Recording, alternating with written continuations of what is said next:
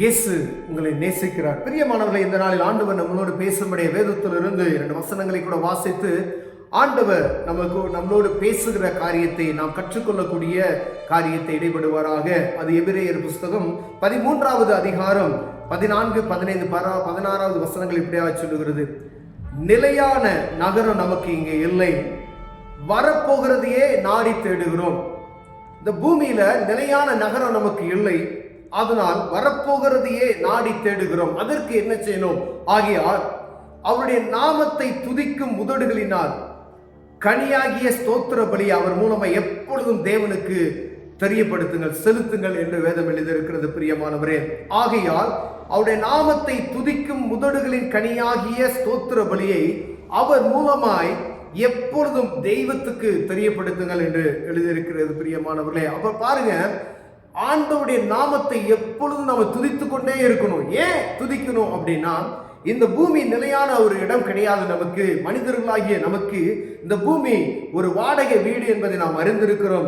அடிக்கடி இந்த வசனங்கள் எல்லா ஊழியர்களும் சொல்லுது, கடைசி காலத்தில் இருக்கிறோம் என்பதற்கு அநேக அற்புதங்களும் அடையாளங்கள் நடக்கும். அங்கங்கே சொல்லப்படுகிற பூமி எதிர்ச்சிகள், யுத்தங்கள், இயற்கைக்கு மாறான காரியங்கள் நடக்கிறதை எல்லாம் ஒவ்வொரு நாளும் பார்த்து கொண்டு இருக்கிறோம். பிரியமானவர்களே, இதெல்லாம் எதற்கு என்றால் கடைசி கால எச்சரிப்பு அப்படின்னு சொல்லப்படுகிறது.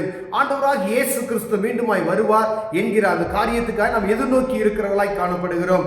அப்படின்னா இந்த உலகத்தை விட்டு அடுத்து நம்ம நமக்குன்னு சொல்ல வைக்கப்பட்டு இருக்கிற அந்த பரலோக ராஜ்யத்துக்கு கடந்து செல்வதற்கு என்ன செய்ய வேண்டும் என்றால், அவருடைய நாமத்தை எப்பொழுதும் நம்முடைய வாயின் நிமித்தம் அறிக்கை செய்து கொண்டே இருக்க வேண்டும், ஸ்தோத்திரம் பண்ணிக்கொண்டே இருக்க வேண்டும், அவரை புகழ்ந்து கொண்டு இருக்க வேண்டும் என்று சொல்லப்படுகிறது. ஆண்டவராக இயேசு கிறிஸ்து நம்முடைய பாவத்துக்காய் தன்னையே பலியாக கொடுத்தார். அந்த பலியின் நிமித்தமாய் நம்முடைய பாவங்கள் மன்னிக்கப்பட்டு இந்த ஆண்டவரை அறிந்து கொண்ட பிரியமானவர்களே, ஆனாலும் ஆண்டவர் பலிகளை செலுத்திவிட்டார் என்பதற்காக அல்ல. பழைய ஏற்பாட்டின் காலத்தில் நம்ம வாசிக்கும் பொழுது அனுதினமும் ஆசாரியன் அந்த பலிபீடத்துல பலி மக்களுக்காக செலுத்திக் கொண்டார். ஏன் அப்படின்னா, பாவத்தின் நிமித்தமாய் ஜனங்கள் செய்கிற பாவம் கடவுளுக்கு அது மிகவும் ரொம்ப அருவருப்பாய் இருக்கிறது என்று சொல்லி அந்த பாவ நிவாரண பலிகள் ஒவ்வொரு பலிகளையும் செலுத்திக் கொண்டே இருப்பார்கள்.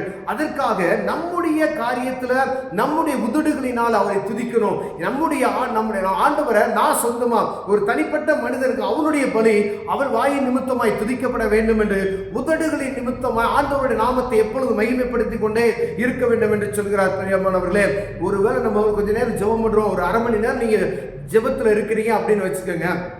இந்த அரை மணி நேர ஜபத்துல குறைஞ்ச நிமிஷம் 15 நிமிஷம் ஆண்டவரை ஸ்தோத்தரிக்க வேண்டும். பிரியமானவர்களே, இது ஒரு சீக்கிரட் கூட வச்சுக்கோங்களேன். போனோம் அப்படியே நம்முடைய காரியத்தில் ஆண்டவர்கிட்ட ஒப்பித்து விட்டு வருவது ஜபம் கிடையாது.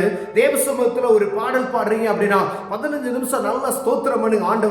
ஆண்டவரை துதிக்கணும், அவரை துதித்து மகிழ்ந்து அவரை புகழணும். அவரை புகழ்ந்து ஸ்தோத்தரிக்கும் பொழுது ஆண்டவருடைய நாமம் மகிமைப்படும். பிரியமானவர்களே, இப்ப ஆவியானவர் அநேக நேரங்களில் நம்ம ஆவியில உணர முடியல அப்படின்னு சொல்றோம் பார்த்தீங்களா, போய் அப்படியே ஜெபம் பண்ணி விட்டு அப்படியே வந்து விடுகிறோம். ஆனா தேவ சமூகத்தில் இருந்து நல்ல கர்த்தரை ஸ்தோத்தரித்து அவர் நாமத்தை நம்ம மகிமைப்படுத்திக் கொண்டே இருக்கும் பொழுது ஆவியானவர் நம்மளோடு இடைபடுகிறதை, பரிசுத்த ஆவியின் அபிஷேகத்தை நாம் பெற்றுக்கொள்ள முடிகிறதை பார்க்க முடியும். அதற்காக எப்பொழுதும் ஆண்டவருடைய நாமத்தை மகிமைப்படுத்திக் கொண்டே இருக்க வேண்டும் என்று சொல்லுகிறோம். எப்பொழுதும் நிற்கும் போதும் துதிப்பேன், நடக்கும் போதும் துதிப்பேன், உட்காரும் போதும் துதிப்பேன், உண்ணும் போதும் துதிப்பேன், உறங்கும் போதும் துதிப்பேன் என்று வாயளவில் பாட்டு பாடிவிடாதபடிக்கு எப்பொழுதும் ஆண்டவருடைய நாமத்தை எந்த காரியத்தை நாம் செய்தாலும் உதடுகளின் நிமித்தமே அவரை துதித்துக் கொண்டே இருக்க வேண்டும் என்று வேதம் சொல்லுகிறது. பிரியமானவர்களே, அன்றியும் நன்மை செய்யவும் தானம் தர்மம் பண்ணவும் மறவாதீர்கள்.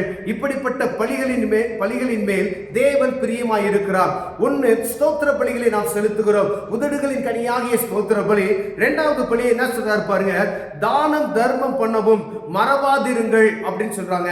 அப்ப ஏழை எளிய மக்களை எப்படி இருந்தாலும் பார்க்கணும். நமக்கு ஏற்ற ஒருவேளை பெரிய செல்வந்தர் இருக்காங்க, அவங்களுக்கு பார்த்தீங்கன்னா அவங்களுக்கு ஒரு காரியம், ஒரு ஆள் ஏழ்மையா தெரிவாங்க. ஒருவேளை ஏழ்மையா இருக்கிற மனிதர்களாக நாம் நமக்கு யாரு நம்மளோட யாரு கொஞ்சம் கீழே இருக்கிறாங்களோ அவங்களுக்கு நம்மளால் என்ன கூடுமோ, என்ன செய்யக்கூடுமோ அவர்களுக்கு உதவி செய்யணும். ஒருவருக்கு ஒருவர் உதவி செய்யுங்கள் என்று வேதம் சொல்லுகிறது. பிரியமானவர்களே, நன்மை செய்யணும், நன்மையான காரியம் உங்களால் இயன்ற மட்டும் நன்மை செய்யுங்க, அது ஒரு பலி என்று சொல்லப்படுகிறது. தானம் தர்மம் செய்கிறது ஒரு பலி என்று வேதம் சொல்லிக் கொடுக்கிறது. பிரியமானவர்களே, ஆண்டவருக்கு பிரியமான, ஆண்டவரை மகிமைப்படுத்தக்கூடிய காரியங்கள் ஸ்தோத்திர பலிகள், உதடுகளின் கனியாகிய ஸ்தோத்திர பலிகள் நன்மை செய்கிறது. உங்களால் இயன்ற மட்டும் எவ்வளவுக்கு எவ்வளவு நன்மை செய்கிறீர்களோ, கூடுமானால் உங்களுக்கு தீமை செய்கிறவர்களுக்கு நான் என்ன செய்கிறோம், வேதம் நமக்கு சொல்லிக் கொடுக்கிறது, அவர்களுக்கு நன்மை செய்யுங்கள் அப்படின்னு சொல்லி. அப்ப நன்மை செய்ய செய்ய கர்த்தருடைய நாமம் மகிமைப்படுகிறது. மூன்றாவது காரியம் பார்த்தீங்கன்னா, தானம் தர்மம் பண்ணுவதில் மறவாதிருங்கள், மறந்து போகாதிருங்கள் அப்படின்னு சொல்றாரு பாருங்களேன்.